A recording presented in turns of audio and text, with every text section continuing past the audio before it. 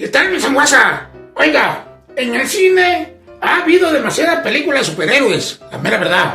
Tanto de compañías independientes como de DC o como de Marvel. Pero hay muchos casos que las películas han sido un gran fracaso. Y no sé por qué no invierten bien en hacer películas buenas. Gastan el dinero al puro pendejo. Y revisando el historial de la compañía de DC, me encontré unas que de plano no valen queso. Por eso, en este video les voy a traer las 8 peores películas según mi visión de superhéroes de DC. Y vámonos, sabroso. Camarón pelo, tú quieres camarón pelo, te doy camarón pelo, prefieres dulcecita con limón.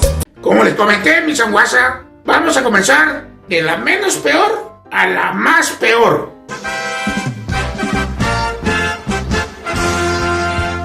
Y en el puesto número 8 puse a Batman y Robin de 1997. La mera verdad, mi sanguaza, esta película dejó mucho que desear. No se compara con la primera y la segunda de Michael Keaton.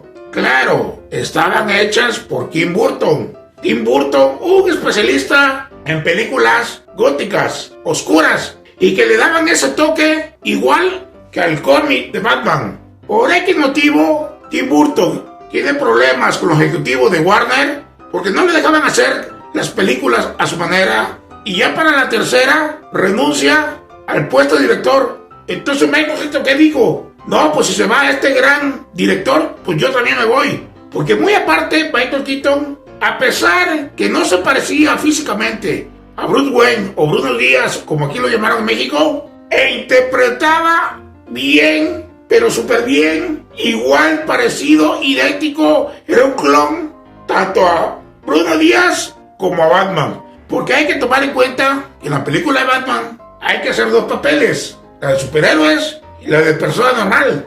Y Michael Keaton interpretaba idénticamente como en los cómics. Al salirse ellos dos, se viene todo abajo. La tercera pasó sin gloria y la cuarta fue un chusco. La mera verdad. Lo único que podemos resaltar de esta película es la actuación de Uma Thurman como Hiedra Venenosa. Era idéntica. Aparte que la señora estaba guapísima, o sigue siendo guapa, cuerpazo, la actuación era idéntica a la de Hiedra Venenosa de los cómics. De ahí fuera, el señor Frío, interpretado por Arnold Schwarzenegger, la mera verdad, era un costal de papas. Y la interpretación de Bane, le faltó que le sacaran jugo a ese personaje. Y ni hablar del Batman que sonríe, que siempre se le pasaba con una risita, con los pezones marcados, que traía su tarjeta de crédito, el Robin y la Batichica. Que aquí la pusieron como sobrina de Alfred, cuando sabe todo el mundo que es la hija del detective Gordon. Fue una asquerosidad.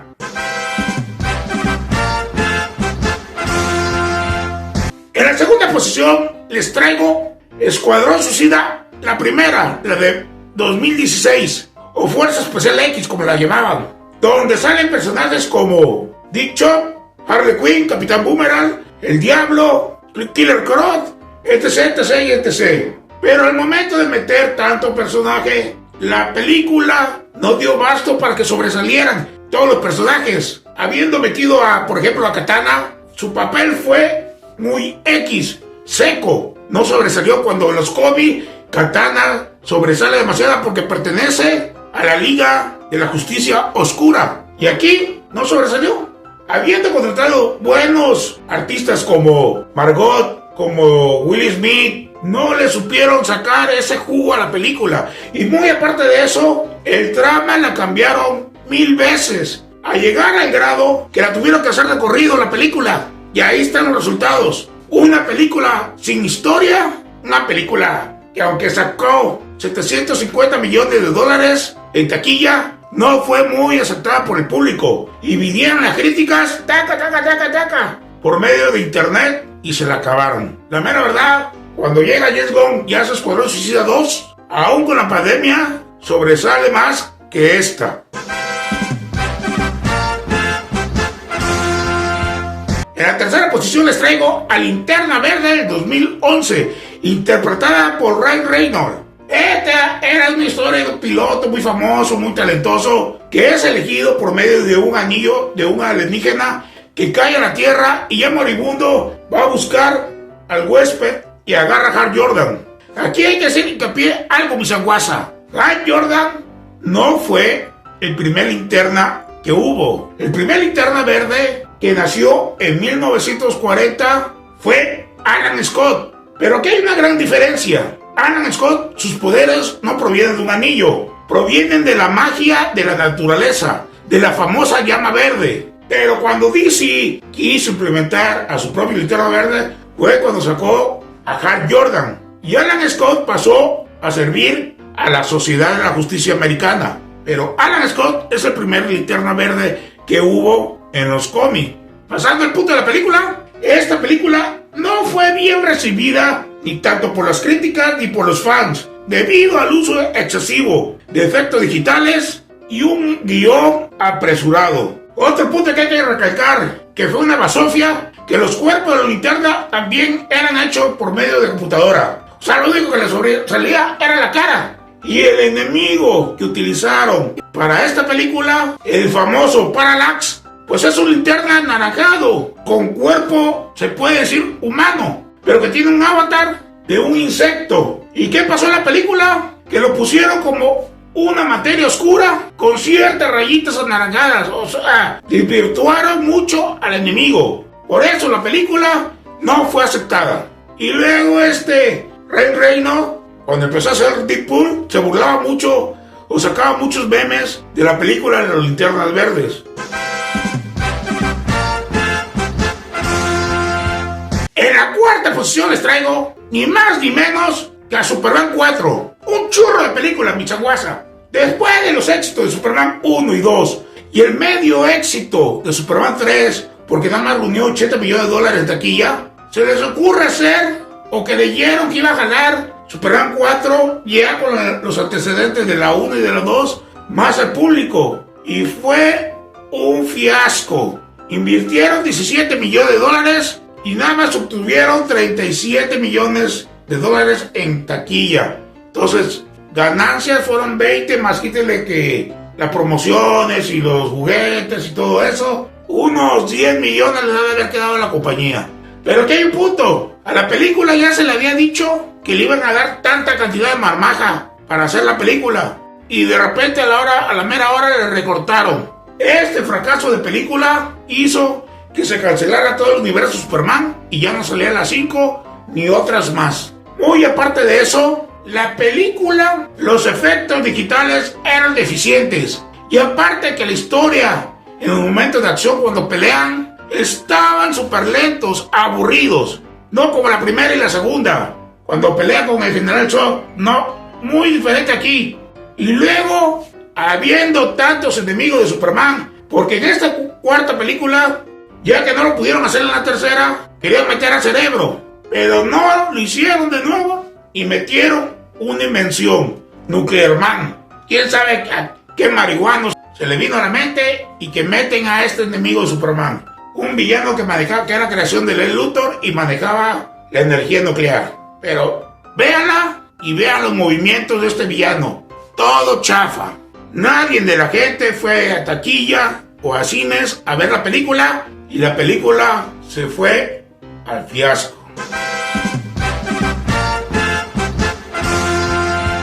En la quinta posición les traigo, mi sanguaza, una película que fue creada para televisión por la cadena CBS, La Liga de la Justicia. Pero momento, aquí, la mera verdad, no sé por qué le llamaron Liga de la Justicia, porque los miembros que salieron en esa película era Flash, Barry, Linterna Verde, Good Gainer, Hielo y Fuego, el Átomo y el Detective Marciano. Esa era la liga. Y la mera verdad, pues no le encontré ni pie ni cabeza a la película. Para empezar, Good Gainer siempre ha sido de pelo güero y con su peinadito ese de Príncipe Valiente o Basinica. Y aquí le pusieron un padrote, ¿sí? Un padrote. Y con su antifaz, Good Gainer nunca utiliza antifaz. Flash, la mera verdad, el Flash de la serie de 1990 era delgado pero marcado. No, hombre, ese Flash estaba papacito. Y luego el Flash de la Roverso era delgado. Y aquí ponen a un Flash regordete, la mera verdad. Y luego el Átomo parece un enano robótico. Quizá la que más se pudieron salvar fue Hielo y Fuego, porque no han sido muy conocidas tanto en los cómics como en películas. Pero la película, el trama, era muy soso. Los movimientos de superhéroes a luchar contra el señor Clima, porque ese también fue un enemigo que se sacaron de la manga, muy sosa. Está mejor las peleas de Batman y Robin de la serie. Los efectos, ni hablar de ellos. Si la quieren ver, ahí está en internet, en YouTube. De 1997, La Liga de la Justicia.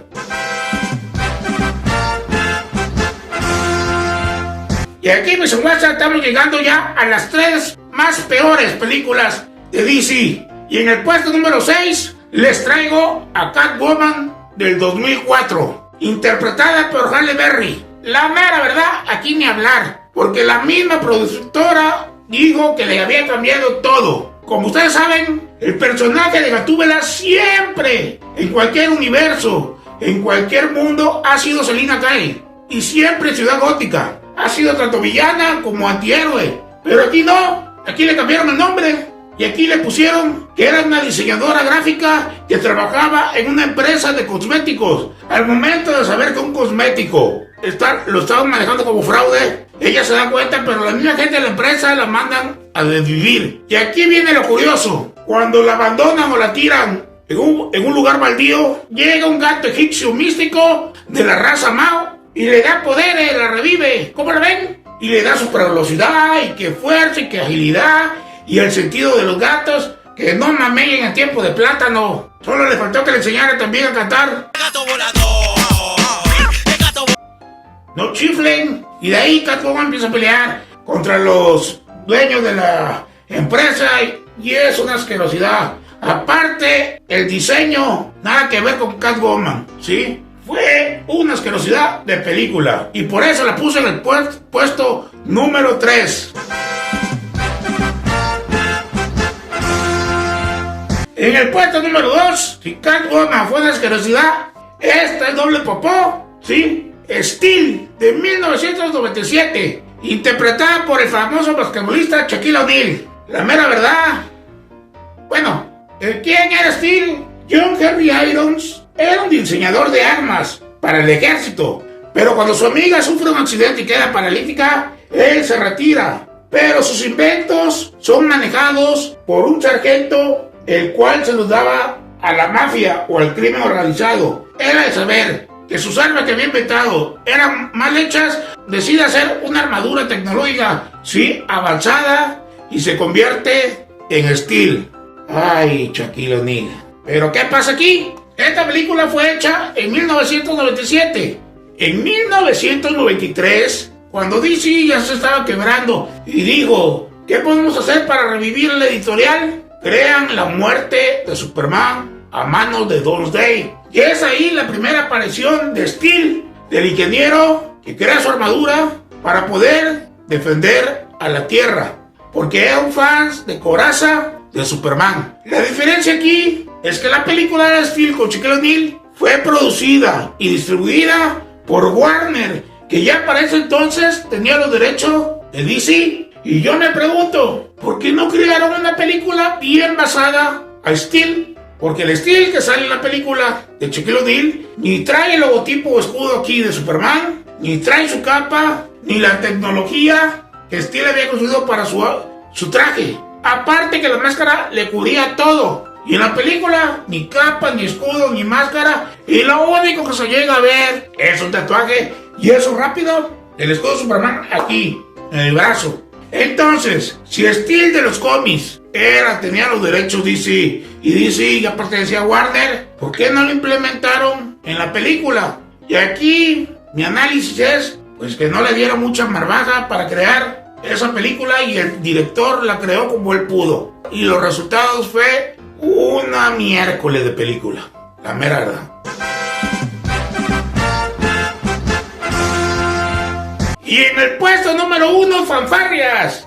Esta, la mera verdad, se ganó el puesto. Flash del 2023, interpretada por Ezra Miller. Aquí le necesito a ustedes, no, es que la desmadrita que hizo ese chavo, sí, vino a perjudicar la película. Dejando a un lado todas las tonterías de ese chamaco, la película, quién sabe de dónde la sacaron. Porque vamos a comenzar, ¿no? antes que saliera esa película, ya había salido 1000 veces antes Paradoja del Tiempo, en animada. Y ahí Flash regresa a un punto donde pierde sus poderes, su mamá está viva, pero su enemigo Flash, Reverso o Zoom, está ahí. Y hay una guerra entre el Amazonas y los atlanteanos, y está la reserva, y bien la película animada. Pero en esta película que hicieron, nunca explicaron a qué momento va Flash. Si él rompe la barrera del tiempo para poder salvar a su mamá, debe ser en la misma línea. Pero aquí, según algunos críticos, dicen que Flash se fue al pasado,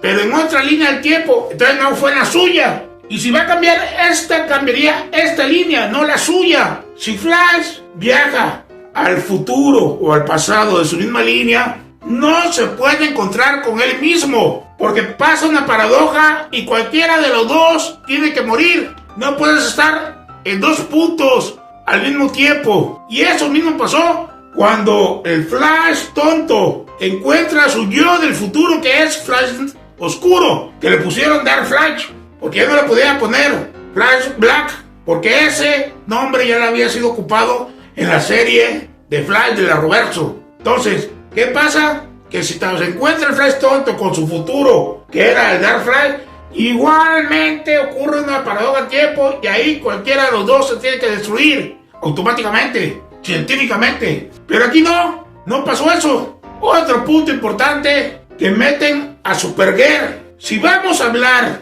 que Flash voló o se fue al pasado de la época del Batman de Michael Keaton, que sería también la época de Superman de Christopher Reeve, y de Flash de la serie, y de Batgirl, entonces la Supergirl que debería ahí aparecer debería haber sido la Supergirl que salió en 1987, y no, metieron a esta Supergirl que buscaba a su primo Kal-El. O sea, agarraron de aquí, de allá y de acá para hacer la película, y fue un desmadrito. Lo único que salva la película, y sinceramente, y todo el público, o el poco público que fue a verla, fue por la aparición de I Am Batman. La mera verdad, Michael Keaton volvió a sobresalir, porque de ahí en fuera, un churro. Fue un excesivo uso de efectos digitales. La mera verdad. La historia, una asquerosidad. Y hasta el último, aparece el Batman que sonríe. Y hay que tomar en cuenta que ese Batman que sonríe es el mismo Batman de Michael Keaton. En la primera, segunda, tercera y cuarta. Nada más cambiaron de actor, pero viene siendo el mismo Batman. O sea, ya no supieron cómo poder salvar esa película, y ahí están los resultados. Quemaron a uno de los mejores superhéroes de DC, a Barry Allen. Y para mí, y espero que estén de acuerdo conmigo, fue la película más culera que ha hecho DC. Y hasta aquí, mis aguasas, les dejo este video. Espero les haya gustado, y espero que hayan tomado conocimiento de estas películas y el por qué están en el top de las peores películas de DC. Ahí podemos también resaltar algunas otras, como Ave de Presa, como la de Batman contra Superman, donde crearon un Doomsday que parecía que le habían sacado de la caricatura de Ben 10, la de Superman 3 y otras más que por ahí se me fueron. Si les gustó este video, denle like, suscríbanse a mi canal, activen la campanita e inviten, compártelo con tus amigos. Oye, mira, este camarón ya sacó otro video tonto, pero entretenido. Y nos estaremos viendo en otro video casi igualitas de un top. Cuídense, pórtense bien y nos vemos en el siguiente video. Camarón pelón, tú quieres camarón pelón, te doy.